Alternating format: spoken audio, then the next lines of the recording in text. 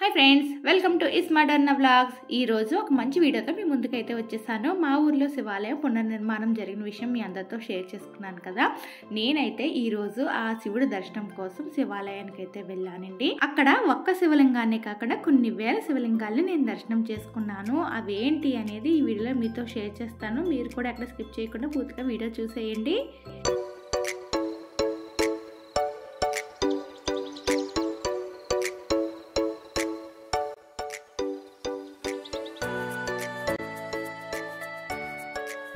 ముందుగా నేనైతే శివాలయం దర్శనానికి అయితే వెళ్ళానండి. ఎందుకంటే గుడి ఓపెనింగ్ రోజున నాకు కుదరక నేను వెళ్ళలేదు కాబట్టి ఇంక ఇప్పుడు ఎలాగా ఊర్లో ఉన్నాను కదా, ఒకసారి శివుడు దర్శించుకుందామని చెప్పి, అలాగే మీకు టెంపుల్ చూపించినట్టు ఉంటుంది కదా అని చెప్పి ప్రతిదీ కూడా నేను వీడియో తీసుకుంటూ అయితే వెళ్తున్నాను.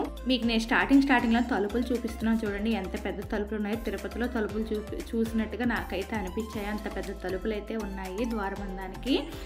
ఇది వచ్చేసి నూతనంగా పెట్టిన ధ్వజస్తంభం. ఇంకా వర్క్ అయితే కంప్లీట్ అవ్వలేదు, ఇంకా అక్కడక్కడ వర్క్ అయితే అవుతూనే ఉంది.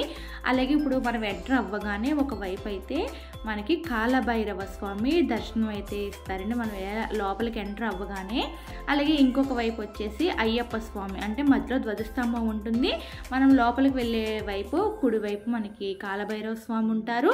అలాగే మన లెఫ్ట్ సైడ్ వచ్చేసి అయ్యప్ప స్వామి వారు ఉప ఆలయాలు అయితే ఉంటాయండి.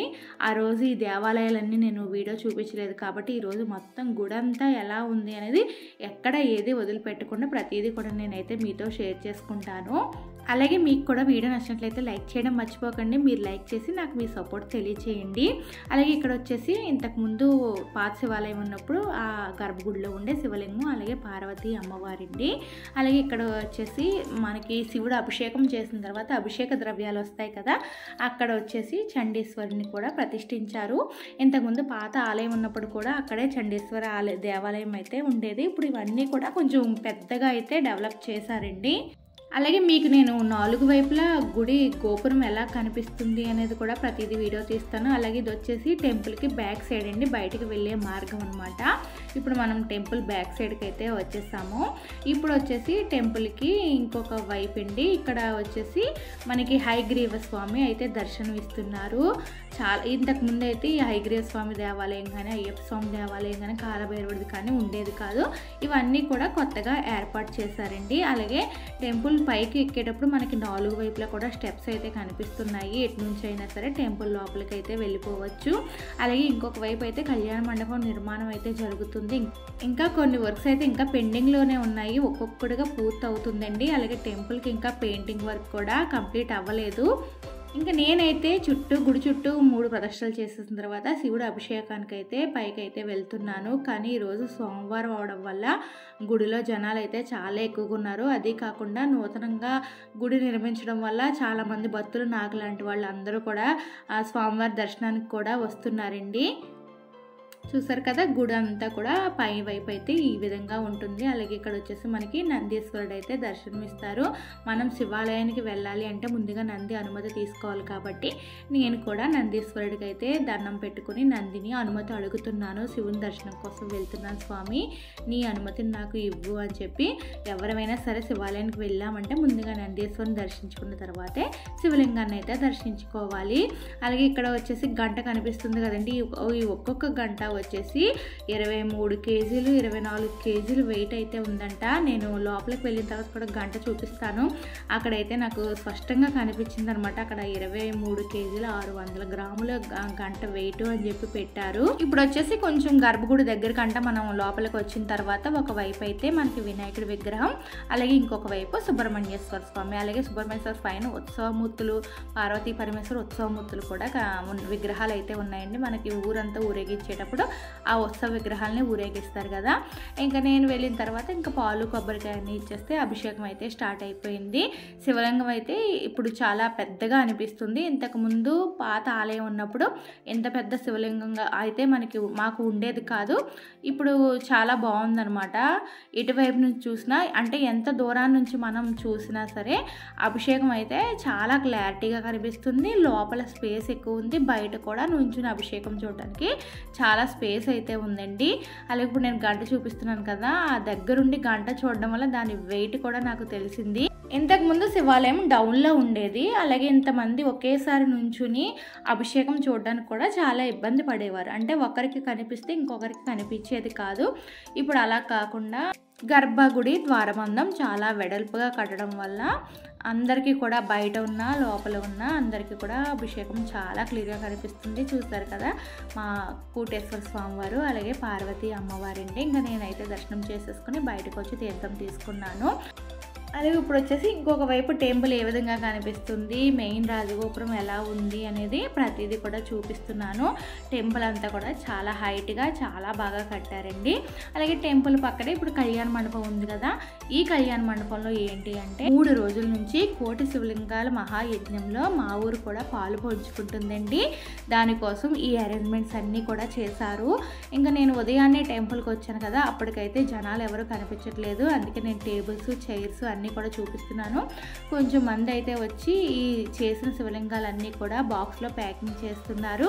చేయడానికైతే అప్పుడప్పుడే కొంచెం మంది జనాలు అయితే వస్తున్నారు. అయితే నేను ముందుగా వీడియో తీద్దాము ఎలా ఉన్నాయో అనేసి వీడియో తీయడానికి అయితే వచ్చేసానండి. మీకు చేసిన శివలింగాలు అయితే చూపిస్తున్నా. అప్పటికి 3 రోజుల నుంచి శివలింగాలు అయితే చేస్తున్నారు. నాకు టెంపుల్ రావడానికి టైం కుదరలేదు. వరుసగా ఫంక్షన్లు రావడం వల్ల ఫంక్షన్కి వెళ్ళడం, ఇంటికి రావడం, దీనివల్ల నేనైతే రాలేదు. కానీ ఇంకా ఇప్పుడు ఈ రోజన్నా వెళ్దాం, సోమవారం మంచి రోజు కదా, ఇన్ని శివలింగాలు దర్శించుకుందామని చెప్పి వెళ్ళానండి. చూసారు కదా ముందు 3 రోజుల నుంచి చేసిన శివలింగాలన్నీ కూడా ఈ విధంగా బాక్స్లో ప్యాక్ చేసి వాళ్ళకైతే కాశీ అయితే పంపిస్తారంట. అయితే ఇంక అందరూ శివలింగాలు చేయడానికి వస్తున్నారు కాబట్టి ఇప్పుడైతే అరేంజ్మెంట్స్ అన్నీ చేస్తున్నారండి. టేబుల్స్ చైర్స్ వేసి వాటిపైన మనకి కవర్ కూడా వేస్తున్నారు. అలాగే ఈ మట్టితో అయితే శివలింగాలు అయితే చేస్తున్నారంట. నేను ఇంకా మార్నింగ్ వచ్చాను కదా, ఇంటికి వెళ్ళి టిఫిన్ తినేసి వద్దామని చెప్పి మళ్ళీ ఇంటికి అయితే బయలుదేరి వెళ్ళిపోతున్నాను. బయట అంతా టెంపుల్ ఎలా ఉంది అని చెప్పి చూపిస్తున్నాను చూడండి. చాలా చక్కగా మాకు టెంపుల్ చుట్టూ కూడా 12 జ్యోతిర్లింగాల విగ్రహాలను అయితే మనకి ఈ విధంగా వేసి అయితే ఉంచారండి గోడల మీద. అలాగే బయట నుంచి చూస్తే టెంపుల్ అయితే ఈ విధంగా చాలా సుందరంగా కనిపిస్తుందండి.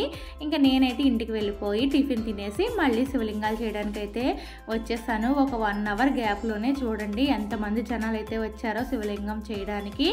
అంటే అందరికీ కూడా చాలా బాగా వసతులన్నీ కల్పిస్తున్నారండి. అంటే మా ఊరు చుట్టుపక్కల గ్రామాల నుంచి కూడా ఈ శివలింగాలు చేయడానికి అయితే వస్తున్నారు. శివలింగాలు ఎలా చేస్తున్నారు ఏంటి అనేది ప్రతిదీ కూడా నేనైతే ఈ వీడియోలో మీతో షేర్ చేసుకుంటానండి. చాలా చక్కగా అందరూ కూడా చాలా భక్తి భావంతో ఈ శివలింగాలను అయితే చేస్తున్నారంట. కోటి శివలింగాలు చేసే మహాయజ్ఞంలో మేమందరం పాలు పంచుకోవడం కూడా మాకైతే చాలా ఆనందంగా అనిపించింది.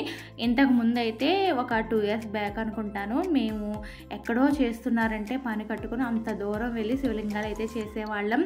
అలాగే లాస్ట్ ఇయర్ వచ్చేసి వైజాగ్లో కూడా చేశారు. కానీ ఆ 3 రోజులు నాకు కుదరక నేను వెళ్ళలేదు. ఇంకా నేను లక్కీగా ఈ టైంలో అంటే శివలింగాలు చేసే టైంలో ఊరు రావడం, నాకు ఈ శివలింగాలు చేసే అదృష్టం కలిగిందని నాకైతే అనిపించిందండి. 2 years బ్యాక్ మేము ఎక్కడికో వెళ్ళి శివలింగాలు చేసామని చెప్పాను కదా, ఆ వీడియో మన ఛానల్లో పెడితే అది 1 million పైగా మనకి వ్యూస్ అయితే వచ్చిందండి. చాలా ఆనందం అనిపించింది. అంత దూరం వెళ్ళి తీసినందుకు 1 million పైగా మనకి వ్యూస్ వచ్చాయి అని అనిపించాయి.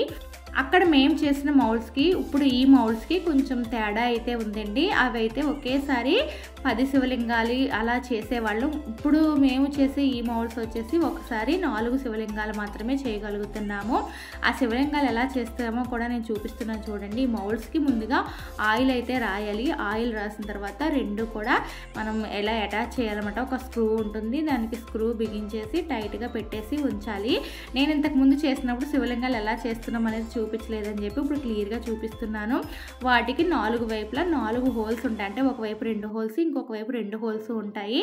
ఆ హోల్స్లో ఏంటంటే మట్టి బాగా పిసికి పొడవుగా పాముల్లా చేసి ఇంకొకళ్ళు ఉంచితే వాటిని మనం లోపలికి గట్టిగా నొక్కుతూ చాలా గట్టిగా నొక్కుతూ లోపలికి మనం ఆ హోల్స్లో ఫిల్ చేయాలండి. నేను వీడియోలో చూపిస్తున్నట్టు మనం ఏమాత్రం సరిగ్గా ఫిల్ చేయకపోయినా శివలింగం అయితే సరిగ్గా రాదు. మనం ఒకేసారి ఇన్ని చేసేస్తున్నాం కదా చక్కగా వచ్చేస్తాయి అని ఒక్కర్లేదండి. నేను ఒక 2-3 సార్లు ట్రై చేస్తే కానీ నాకైతే సరిగ్గా శివలింగాలు అయితే రాలేదు. మనం ఆ మట్టి ఫిల్ చేసేటప్పుడే కొంచెం జాగ్రత్తగా నొక్కుతా ఫిల్ చేయాలన్నమాట. అది ఏమాత్రం తేడా చేసినా శివలింగాలు అయితే సరిగ్గా రావు. ఇంకా అలా ఫిల్ చేసిన తర్వాత మళ్ళీ మనం ఇందాక ఏ విధంగా అయితే స్క్రూ బిగించామో మళ్ళీ అదే విధంగా ఆ స్క్రూ అయితే తీసేయాలి. ప్రతిసారి ఇంతేనండి, స్క్రూ బిగించాలి, తర్వాత మళ్ళీ ఓపెన్ చేయాలి. ఈ విధంగా చేస్తే శివలింగాలు అయితే వస్తాయండి. ఒకసారికి 4 లింగాలు అయితే వస్తాయి. మీకు వీడియోలో చూపిస్తున్నాను చూడండి. అంటే నేను ఇప్పుడు చేసిన 4 లింగాలు కూడా సరిగ్గా రాలేదు, ఒక 3 లింగాలు అయితే కరెక్ట్గా వచ్చాయి. అలాగే వాటిని ఇలాగా ఈ మౌల్స్లోంచి ఇలా తీయాలన్నమాట. మనకి ఎక్స్ట్రా ఏమన్నా మట్టి ఉంటే అది తీసేసి ఈ విధంగా శివలింగాలు చేయాలి. ఒకవేళ శివలింగాలు బాగా రాకపోతే మళ్ళీ ఆ మట్టిలో వేసేసి మళ్ళీ చేయాలండి. ఒకవేళ మనకి చేసింది మనకి బాగా అనిపించినా సరే మళ్ళీ వేరే వాళ్ళు వచ్చి ఆ లింగాలన్నీ తీసుకెళ్ళి ఒక బాక్స్లో పెట్టి పార్సిల్ చేస్తున్నారు కదా, అప్పుడు సరిగ్గా ఉన్న లింగాలు మాత్రమే వాళ్ళు అయితే పార్సిల్ చేస్తున్నారు. మిగిలిన లింగాలు మళ్ళీ మట్టిలో తీసుకొచ్చి వేసేస్తున్నారు. అవి మళ్ళీ మనం మట్టి పిసికి మళ్ళీ లింగాలు అయితే చెయ్యాలి. అలాగే ఈ శివలింగాలు చేయడానికి వచ్చిన వాళ్ళకి కూడా ఎటువంటి ఇబ్బంది లేకుండా వాళ్ళకి స్నాక్స్ ఇస్తున్నారు. అలాగే మజ్జిగ అంటే బటర్ మిల్క్ ఇస్తున్నారు. టీ, కాఫీలు అన్నీ కూడా ఈ కమిటీ వాళ్ళన్నీ కూడా చాలా చక్కగా అరేంజ్మెంట్స్ అయితే చేశారండి. అలాగే వేరే దూర ప్రాంతాల నుంచి వచ్చిన వాళ్ళకైతే భోజన సదుపాయాలు కూడా కల్పిస్తున్నారు. అది ముందుగా కమిటీ వాళ్ళకి మేము దూరం నుంచి వచ్చాము అని చెప్తే వాళ్ళకి భోజనాలు కూడా ఏర్పాటు చేస్తున్నారండి. ఈ విధంగా నేను కొన్ని శివలింగాలు చేసిన తర్వాత ఇంకా ఈరోజు చేసిన శివలింగాలు ఎన్ని ఉన్నాయో చూద్దామని చెప్పి లోపలికి వెళ్ళానండి. ఈ శివలింగాలు కొంచెం ఆరిన తర్వాత మళ్ళీ ఆ బాక్సుల్లో పెట్టి పార్సల్ అయితే చేస్తున్నారు. చూసారు కదా, సోమవారం రోజున ఎన్ని శివలింగాల్ని నేనైతే దర్శనం చేసుకున్నానో నాకైతే చాలా ఆనందం అనిపించిందండి. ఇన్ని శివలింగాల్ని ఒకే చోట చూడడం నేను 2 ఇయర్స్ తర్వాత మళ్ళీ మా ఊర్లో ఈ విధంగా చూస్తున్నాను అనమాట. ఒకే రోజు ఇన్ని శివలింగాలు దర్శించుకోవడం ఎంతో అదృష్టం ఉంటే కానీ మనకి ఈ విధంగా ఇలాంటి కార్యక్రమంలో పాల్గొనాలి అనేసి మనకు ఆలోచన కూడా రాదు కదండి. మనం ఏ జన్మలోనో చేసుకున్న పుణ్యఫలం వల్లే ఇలాంటి సదావకాశాల్ని మనం కూడా వినియోగించుకోవాలి అనే ఆలోచన అయితే మనకు వస్తుంది. చక్కగా ఎంతమంది వచ్చి ఇలాంటి కార్యక్రమంలో పాల్గొంటున్నారు అంటే కూడా చాలా చక్కగా అనిపించింది నాకైతే. అలాగే మీలో ఎవరైనా మా చుట్టుపక్కల గ్రామాల్లో ఉన్న వాళ్ళైతే తప్పకుండా ఈ కార్యక్రమంలో పాల్గొనండి. మా ఊర్లో అయితే 1 లక్ష వరకు శివలింగాలు అయితే చేస్తారంట. ఇప్పటికే 30,000 దగ్గర శివలింగాలు అయితే పూర్తయ్యాయంట. ఇంక ఎన్నో రోజులు ఈ కార్యక్రమం అయితే జరగదు కాబట్టి మీరు కూడా తొందరగా వచ్చి ఈ కార్యక్రమంలో పాల్గొంటారని నేనైతే కోరుకుంటున్నాను. అలాగే ఈ వీడియో కనుక మీకు నచ్చినట్లయితే లైక్, షేర్, సబ్స్క్రైబ్ చేయడం మాత్రం మర్చిపోకండి. Bye bye.